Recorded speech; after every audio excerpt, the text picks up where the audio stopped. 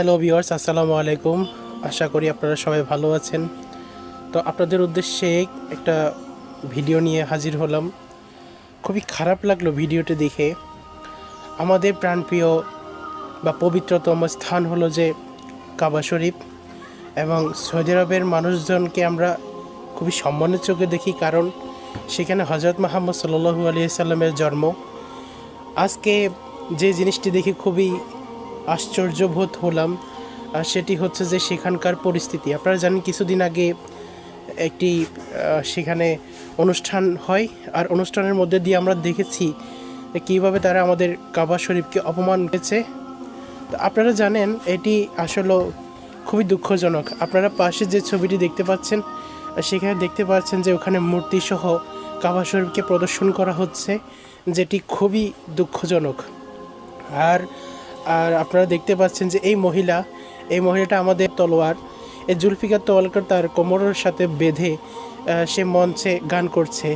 আর তার পোশাক আশাকের অবস্থা আপনারা ঠিকই দেখতে পাচ্ছেন যে পাশের ছবি, খুবই জঘন্যতম। এর চেয়ে দুঃখ আর কি হতে পারে আপনি বলেন?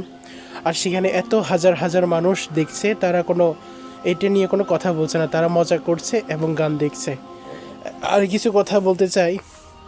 আপনারা জানেন যে দাজ্জাল সব সময় আমাদের প্রত্যেকটি জায়গায় রয়েছে, বা তারা ফিতনা ছড়াচ্ছে। ঠিক একইভাবে আপনারা যদি এই মেয়ের পাশ দিয়ে যদি দেখেন বা ওর পায়ের নিচে যদি দেখেন, তাহলে এখানে এক চোখ আঁকা আছে, এবং সে এক চোখের মধ্য দিয়ে তার দাজ্জালকে সে রিপ্রেজেন্ট করছে জনগণের মধ্যে। হয়তো বা তা ঝাপসা করে দেখাচ্ছে, আপনারা তা দেখতে পাচ্ছেন, কিন্তু এর মধ্যে আমাদের ইসলামের একটি বড় ক্ষতি হচ্ছে, এবং মানুষরা তা হয়তো কেউ বুঝে করছে বা কেউ না বুঝে করছে, কিন্তু ঠিকই তার একইভাবে সেই কাজটি করে যাচ্ছে। তা আমরা মুসলিম হিসেবে এটি দেখে সত্যি খুবই খারাপ লাগছে যে এমন একটি জিনিস সৌদি আরবে হচ্ছে, কিন্তু সৌদি আরবের কেউ তার কথা বলতে পারছে না। অবশেষে এটাই বলতে চাই আপনাদেরকে, এই ফিতনা থেকে আল্লাহ তাআলা আমাদেরকে দূরে রাখুক।